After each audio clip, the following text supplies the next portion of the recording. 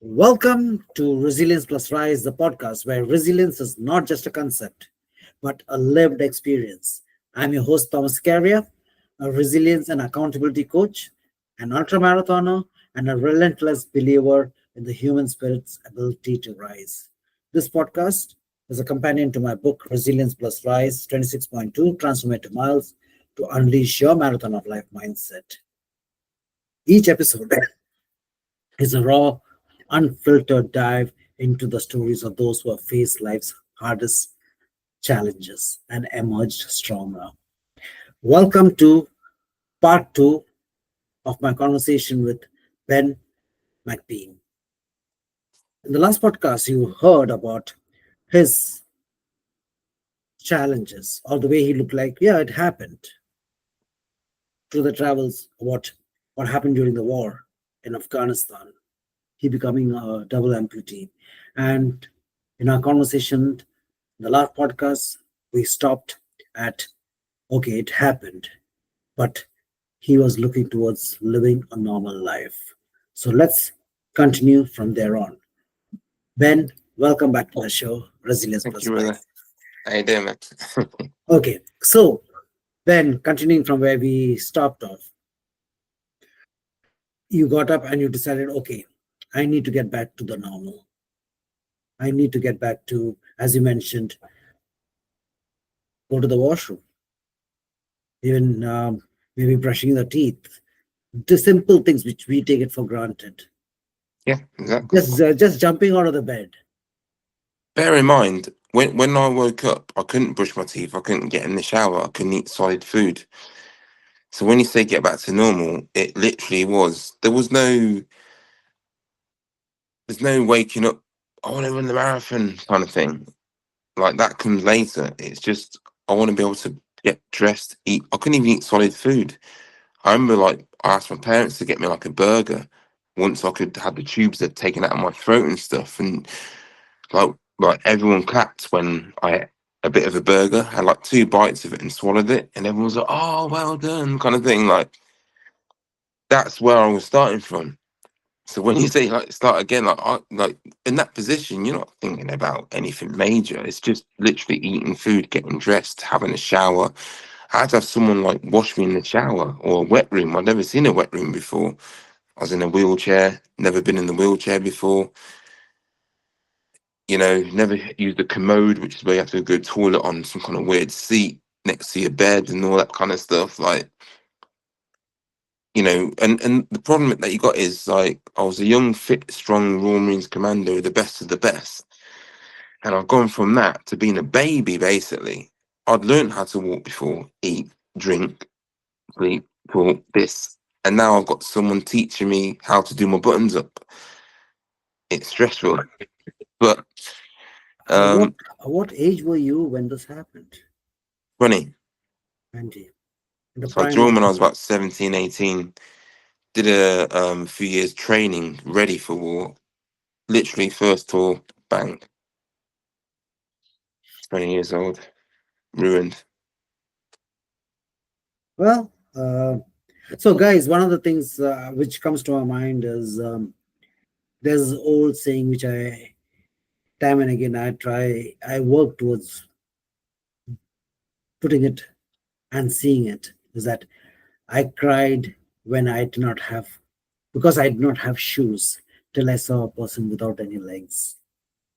Things that we take it for granted, as I mentioned, getting up, even buttoning up, brushing your teeth, having solid food.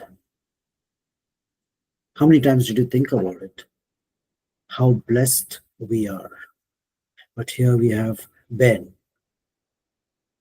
who have gone through those challenges. So, Ben, when you started getting this rehabilitation back to what we call as the normal life, how was the struggle? It was fine. I didn't struggle at all. Um, I was so focused on just getting back to normal. I had zero struggle. Wow. So yeah, it was a proper perfect story. Just I ran the London Marathon within a year. went to Everest, and that was all fine. My struggle was about 9 years later, and unfortunately, my mental health caught up with me, and that's when the negative thoughts kicked in. But at the beginning, rehab and all of that, the first 9 years, I was just flying. I felt like, whoa! I was just felt not great, but anything I wanted to do, I was just doing. And I thought, actually, this ain't too bad. And then 9 years later, it went down the fan. Before we can come to 9 years later, uh, tell me about what made you decide to go in for doing a marathon or even climbing up the Everest Base Camp. You know, that was more based on my ego, because I lost my limbs, but Mhm. I wanted to still prove that I was a man and I could do things. Okay. And what was the hardest thing that I could do mentally, physically, and emotionally at the time? It was the marathon. So that's why I did that. I raised money for charity, but I weren't doing it for charity, being honest. I was doing it for me. Hmm. Um, to say I can still do things, like I'm still a man. I can still do my thing. Because you think about girls and, you know, like sex, and does anyone like want to be with me as a double amputee, and like will ever meet anyone? Do you know what I mean? Or have kids or get married, and so there's a lot of like things that are normal but not normal for me anymore, and those boxes need to be ticked, or at least try to. So yeah, that was one of those boxes. And again, going to Everest, like, who cares? It was just another ego thing where, oh, I've been here, and Three Peaks Challenge. Like, it didn't make me a better person. It didn't make anyone fancy me. You know what I mean? It didn't make me go to sleep feeling better at night. It was just more of a feeding my ego.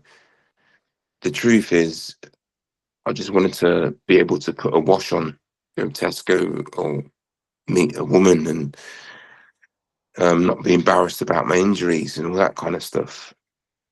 But those physical challenges were cool because they let me know that physically I could achieve things. Um, the main challenge was my mind saying, okay, if I was on a date and I said I went to Everest, would she give a shit? Probably not. No. Or maybe yes. but I went there, and then my issue is telling them I've got one eye, because I wear prosthetics. So leg you couldn't tell. If I have my prosthetic arm on, you wouldn't be able to tell. So at some point, it's kind of like revealing the truth, and that's always got on my mind, even to this day. Which is why sometimes I still wear my arm, so no one actually knows. So in the school queue, well, I'll get the kids. Half the parents don't even know that I'm an amputee. They don't know it, that I am who I am. They just don't know. And yeah, it's just one of those things where I've not grown out of it yet. But yeah, I think the physical challenges was more of an ego thing. I will not be remembered for that. So I don't really care about those things. I just had to feed my ego at the time. I was 20 years old and had to do my bit. This is huge, absolutely huge, because a lot of people, including me, I base on like even this book. It's about the ultra marathons that I've ran. Of course, it's about life and the parallels to life.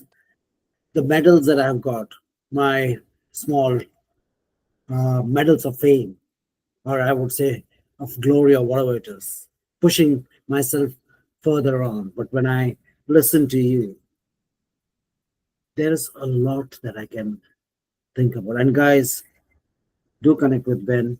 His information is there in the comments down below. This from the podcast.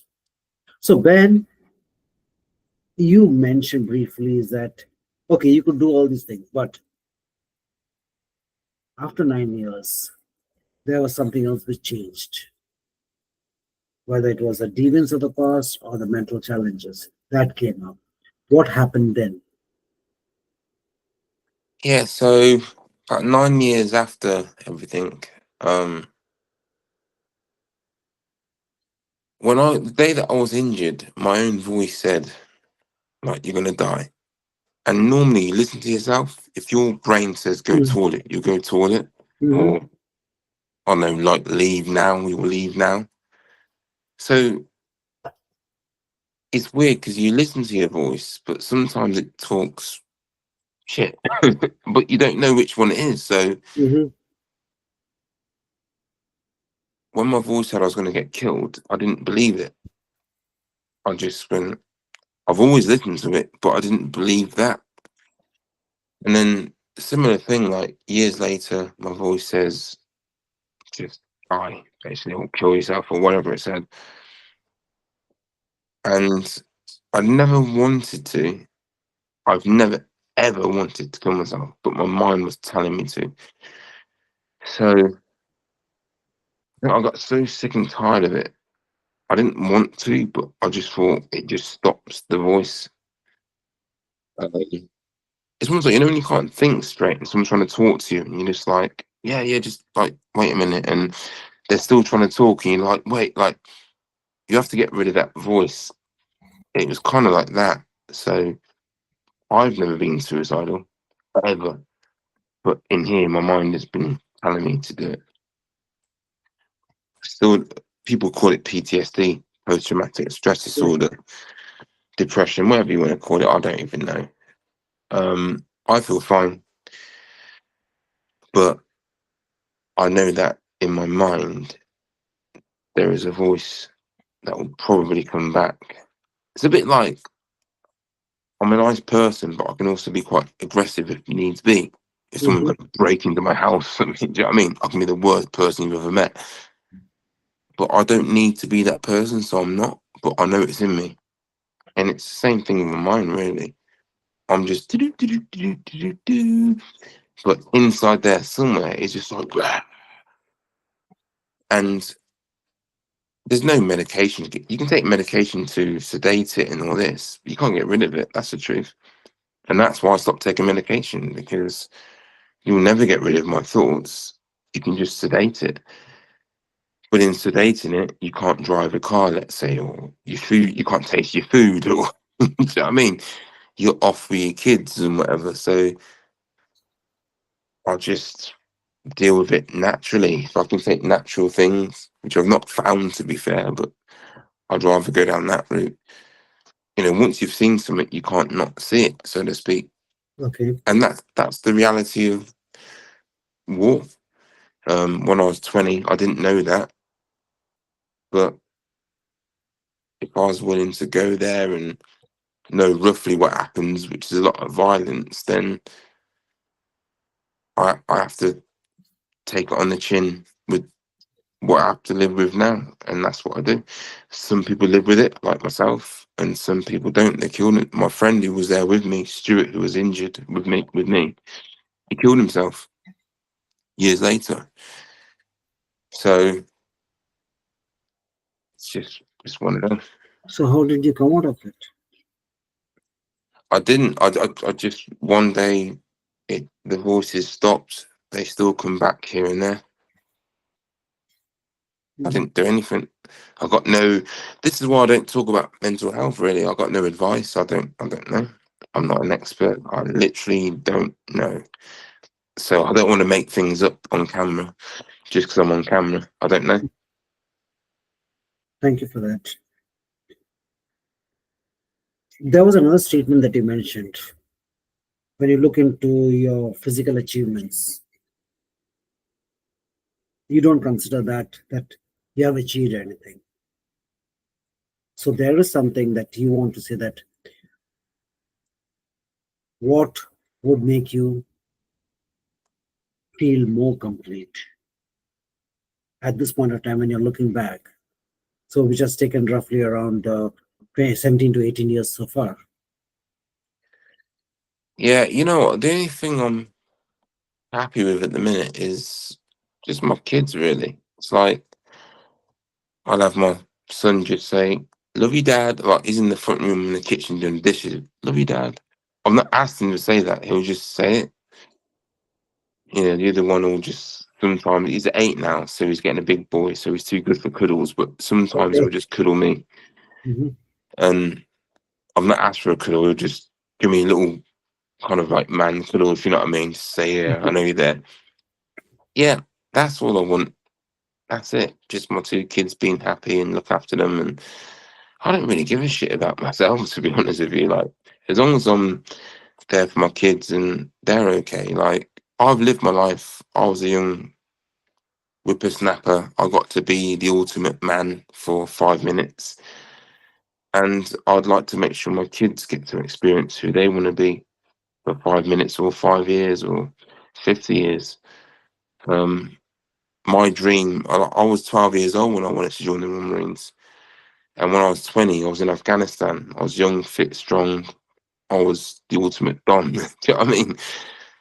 And I think my kids being able to experience that will be the ultimate goal. If they want to be a scientist, if their ultimate goal is to work in Tesco, I don't know, work in Tesco, I don't know, just whatever. Do you know what I mean? Just them just being who they want to be. That's my ultimate goal. And yeah, like I've got to do my thing. And yeah, I literally like my energy, my like it will just be given to the kids. And then when I die, all my vessel will just be theirs. And I'm happy with that. It's just a shame that I didn't get to do my thing a bit longer. But that's life. Uh, Ben, I believe you are living the life because a lot of people are existing through life. And people have got these grandiose dreams, grandiose visions, etc. This is what I want to do. And but as you mentioned, it's more about the ego, fulfilling the ego that they are doing it or reaching those particular goals or having those symbols or having those badges that they have achieved it. But when I'm listening to you, I realize a mark of a true human is simple day to day present moments. Yeah, but Live. the thing is, that's also after I've achieved those badges and so on. So I was that person too. Okay. And that's the thing. I think it's like people who've earned money say it's not about money once they've earned money. How about someone who's skint? Do you know what I mean? Mhm. You know, when you've reached the pinnacle of whatever you want to do, which I did, now I can be humble and say it's not about that, but I made sure I did it. So it kind of works both ways, and this is why I think like everyone should try to experience being successful, because I got injured 17 years ago and we're talking about it today, and I feel good when I talk about what I achieved today, and this was 17 years ago. So even if it's one little thing, like it still feels great. So when it's, yeah, I can say, oh, it's not about this, it's not about that, but it kind of is. Like everyone should have to experience or try to experience being great, being successful, whatever you want to do, whether it's travel, fly, dive, join the armed forces, set up a podcast, I don't know, just go out there and do it. You may be shit at it, it may not work. You know what I mean? But there's only one way to find out. You got to try. And then I'm still living off those feelings from 17 years ago whenever I feel down. So yeah, like I can speak about being having empathy, and like I can have that kind of like, okay guys, listen. And but I weren't saying this when I was 17, 18. I was like, yes, whoa, do you know what I mean? So I think it's almost like telling like an 18-year-old not to drink alcohol because Okay. it'll get you drunk. Do you know what I mean? Of course they're gonna Yeah. drink it. They got to learn themselves, and that's it. But this is just a bigger story. That's what it is. Everyone's got to go for their own thing, and they should do as well. It's life. But agreed, agreed. But there are people who have met who may be around 20, 30, 40, 50, 60, even 60 years old, who are still trying to, I would say the word trying to find what their purpose is, or as I would say, living a life that has a meaning. And the fact that you are Yeah, putting in meaning to everything that you're doing does make a difference. I mean, yeah, the power of extraordinary existence. You value each step. That's making a difference. And guys, over here, Ben is not just in this particular space that, okay, I had this thing, I did my Everest and I did my running and all these particular things. He's also a property developer. He's also involved in hospitality business. He's got hotels and other ventures that he's been absolutely involved with. So what I see is that the dreams of doing something further, physical does not stop you. It's basically mentally where you want to push yourself to be. What do you say about that? yeah. I like for me, it's just people talk about like motivation, but it's not about motivation. Comes and goes. It's just a feeling. You can be happy, sad, angry, whatever. Like discipline means you do it regardless of how you feel. I feel shit all the time, and that's the truth. And like people like myself who've been injured, there's a lot of motivational speakers where they've got to say every day I'll get up and I feel great. And yeah, the truth is I get up every day and I feel like shit. And I hate my injuries. I can't stand them. I wish I was never injured, but I've got to live my life. And it's not about motivation. I don't have that much motivation. It's called discipline. Every day I need to get up or put a wash on or school run or put the dog out. I've got to be present. Um, Still have manners, like still hold the door open for people and stuff like that. Just what I was taught from when I was a kid. Just because I lost my limbs, it don't mean don't do those things. Don't say please and thank you. And this is what I'm saying, just getting back to normality and like everyone's normality is different, but if you've got a good base level, you can build from there and it's up to you. And the truth is my level now is just I don't want no massive highs or no massive lows. I'm just happy in the middle. Um I've gone through enough. I'm 38 years old now and I've probably lived like a 6-year-old life. Do you know what I You mean? have lived more than, I would say, lived more than people who have reached their 60 or 70s also. You have Yeah, lived life more than that. I just want to be at peace, more so mentally, no stress, no drama. I've gone through a lot, but I've done a lot. And the truth is, what I've gone through and done was self-inflicted. And I'm okay, inflicted. And I'm also okay with that. You know what I mean? Like, you get what you ask for. And like you say, it's the other way around. If you put in the graft, you'll get what you want. And, you know, I got to go to the Royal Marines, I got to go to war. But you also get to set up a business if you graft. And if you're an idiot, you'll get treated like an idiot. Do you know what I mean? Like you Hmm. get what you want in life, and sometimes there's the odd occasion where you've done nothing wrong and you just get mugged off by life, and that happens. But True. I think overall, like wherever you are, like you've kind of to a degree put yourself there, and that's why I don't play victim. Like this ain't by mistake.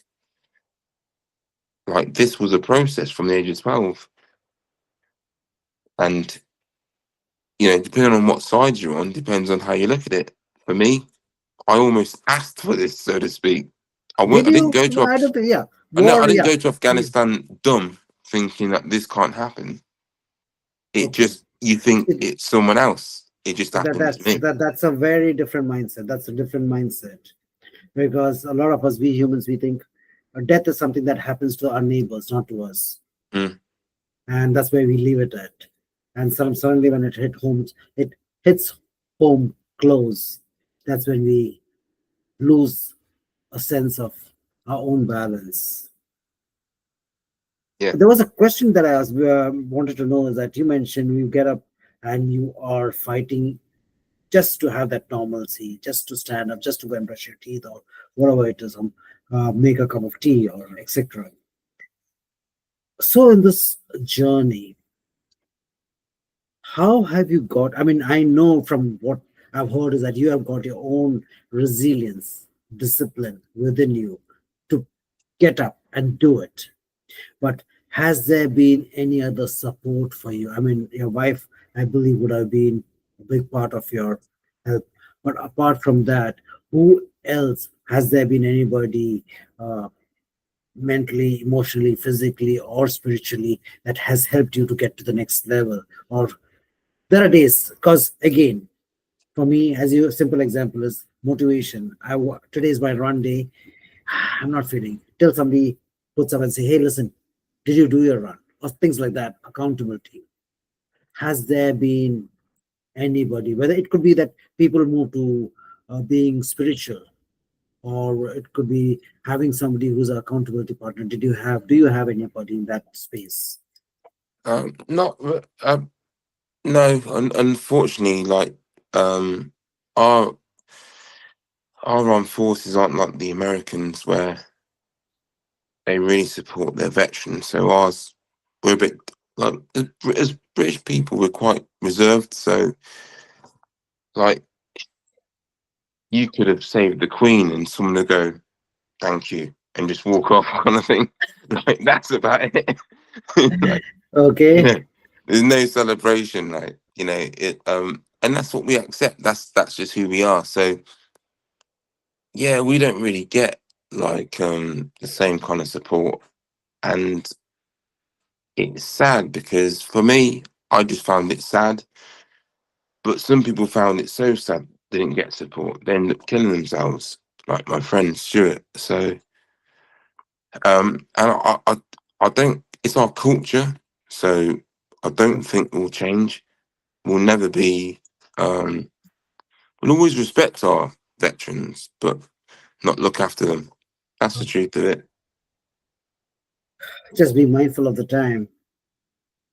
Is there anything that you would like to suggest or as a parting thought in this conversation that you would like to tell the audience?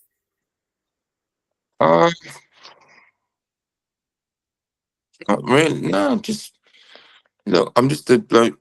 I'm a normal guy.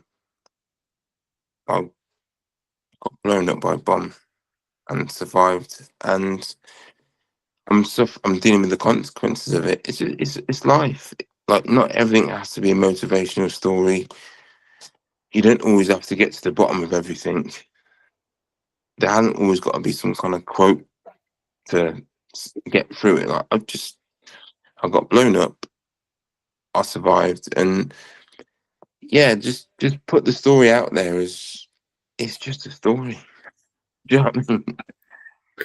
Like, Wow, it's not to make anyone run a marathon or anything like that or change their lives. It's just a story, man. Like there's other people out there. There's people who've gone through all sorts of crap, living in third world countries where their stories have got no food, family were killed. That's worse than mine.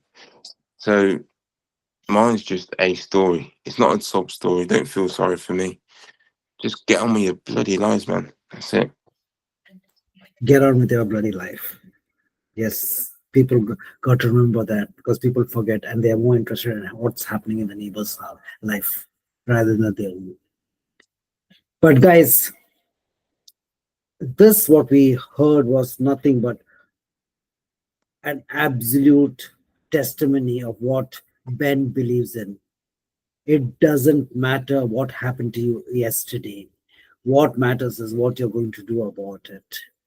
So with this, Ben, I would like to take this opportunity of saying thank you for your space and time. It has No, been pleasure, man. huge. It has been huge, and it's a mind-blowing journey for me. Sitting on the other side and just listening to your, yes, to me, it is still a story. It is a sense of achievement. It's a sense of inspiration. No, And thank you. thank you for your space and time, and best wishes. Cheers, brother. I'll stay in touch, okay? Yeah. Right, and then everyone take care, guys.